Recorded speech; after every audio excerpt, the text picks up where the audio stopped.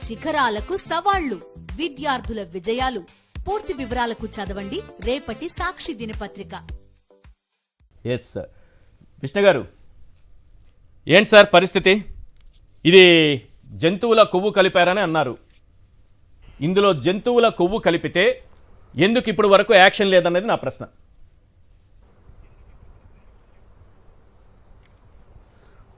Sir, జంతువులు కొవ్వు కలపడం కాదు, ఈ పార్టీకి ఈ కూటమికి అధికారంలోకి వచ్చిన తర్వాత బాగా కొవ్వెక్కి ఏం మాట్లాడుతున్నారో కూడా తెలియనటువంటి ఏ స్థాయికి దిగజారిపోయి మాట్లాడుతున్నారంటే సాక్షాత్తు దేవదేవుడు వెంకటేశ్వర స్వామికి, అలాగే ఆంధ్రప్రదేశ్ కాకుండా అన్ని రాష్ట్రాల భారతదేశ ప్రజలందరికీ చాలా ప్రీతిపాత్రమైనటువంటి స్వామివారి యొక్క లడ్డూని రాజకీయం చేస్తూ దాన్ని కూడా ఒక రాజకీయ పార్టీ మీద, గత ప్రభుత్వం మీద, ఒక నాయకుడి మీద బుర్ర జల్లడానికి ఉపయోగించుకుంటున్నటువంటి సందర్భం అనేది చాలా దిగజారి నీచమైనటువంటి కార్యక్రమం అన్నమాట.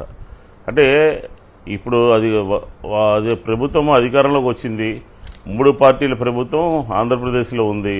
ఈ 3 పార్టీల ప్రభుత్వానికి కూడా గత ప్రభుత్వాన్ని చూసి, జగన్మోహన్ రెడ్డి గారిని చూసి, అలాగే మీ ప్రభుత్వం ప్రజల్లో విశ్వాసం కోల్పోవడాన్ని చూసి భయపడిపోతున్నారు. ఎందుకంటే ఎప్పుడు మళ్ళీ తిరిగి ప్రజలు వైఎస్ఆర్ కాంగ్రెస్ పార్టీని ఆదరిస్తారు అని చెప్పని ముందు నుంచి కూడా ప్రతి సందర్భంలోనూ కూడా, ఆఖరికి తిరుమల తిరుపతి దేవస్థానం లడ్డూ విషయంలో కూడా ఇంత దిగజారిపోయి, ఇంత దౌర్భాగ్యంగా ఆయన మాట్లాడటమే కాకుండా ఈరోజు నెల్లూరు సంబంధించినటువంటి మంత్రి గారు కానీ, నెల్లూరు సంబంధించినటువంటి ఇంకొక మినిస్టర్ కానీ, వీళ్ళందరూ కూడా మాట్లాడుతూ దాన్ని సపోర్ట్ చేస్తూ మాట్లాడుతున్నారనంటే నిజంగా మీరన్నట్టు గరుడ పురాణంలో ఆ శిక్ష తప్పేటట్టుగా లేదు, 100% కనపడుతూ ఉంది. అబద్ధాలు చెప్పేవాళ్ళు, అకృత్యాలు చేసేవాళ్ళు, అపచారాలు చేసేవాళ్ళు, లేనిపోనివన్నీ సృష్టించేవాళ్ళు, ఇతరులకు అంటగట్టేటటువంటి వాళ్ళు, వీళ్ళందరూ కూడా వెంకటేశ్వర స్వామి యొక్క ఆగ్రహాన్ని చవి చూడాల్సినటువంటి అవసరం వస్తుంది.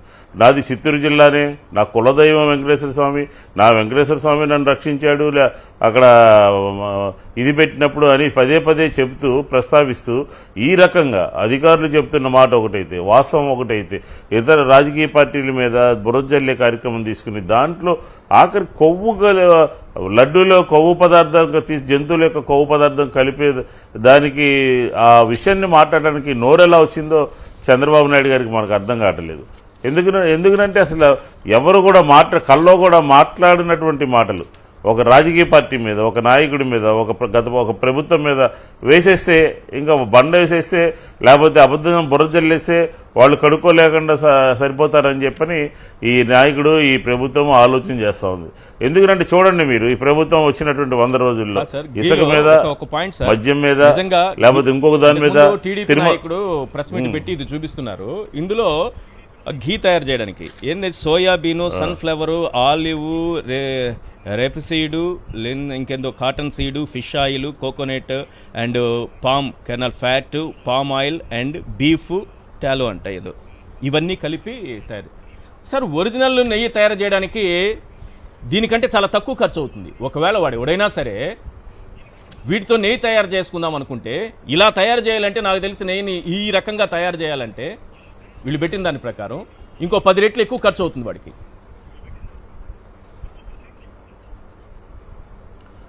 అంటే దొంగతనం చేసిన వాళ్ళు, హడావాళ్ళు అనేక రకాలైనటువంటి తప్పులు చేస్తారని చెప్పని మనం అనుకుంటాం కదా, అదే ఇప్పుడు జరుగుతున్న విషయం కూడా.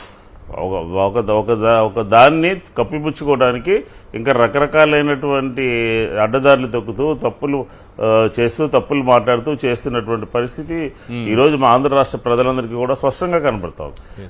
ఇందాక సాక్షాత్తు మంత్రి గారు మాట్లాడుతున్నారు, గత లడ్డూలు చాలా వాసన వస్తున్నాయని భక్తులందరూ కూడా గొడవ చేశారని చెప్పి.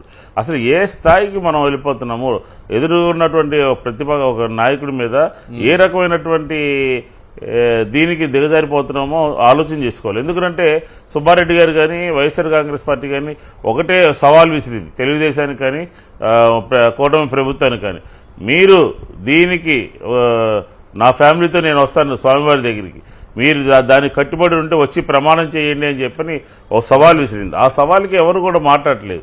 ఎందుకంటే అది రాజకీయపరమైనటువంటి మాట, రాజకీయపరమైనటువంటి మాట. నా కులదైవం అంటాడు కదా, నాకు సంబంధించినటువంటి దైవం అంటారు కదా, మరి ఎందుకు నా సవాలు స్వీకరించలేదు? ఒక నిబద్ధత కలిగి నిజాయితీ కలిగి నీ దగ్గర వాస్తవాలు కనుక ఉంటే ప్రభుత్వంలో ఉన్నారు కాబట్టి మీరు ఆ సవాల్ను స్వీకరించండి. ఆ సవాలు స్వీకరించి రావాలి కదా.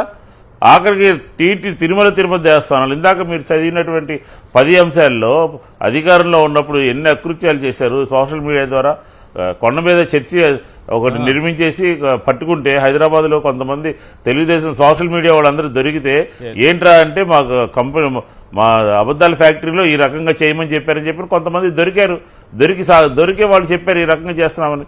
కాబట్టి ఇది పూర్తిగా ప్రభుత్వం చేస్తున్నటువంటి కుట్ర కింద, ఇది సర్కారీ కుట్ర. ఈ లడ్డూని దాంట్లో అది కలుపుతున్నారు అని చెప్పని సాక్షాత్తు చంద్రబాబు నాయుడు గారు మాట్లాడటమే దీన్ని మామూలు విషయం కాదు, పెద్ద కుట్ర కింద దీన్ని తీసుకోవాల్సినటువంటి అవసరం ఉంది. అది కూడా కాకుండా 100 రోజులు పూర్తి అయిపోయాయి అని చెప్పని ఏదో పెద్ద ఘనకార్యం సాధించామనే సందర్భంలో ఈ విషయం మాట్లాడటం కూడా చాలా నీచమైనటువంటి కార్యం.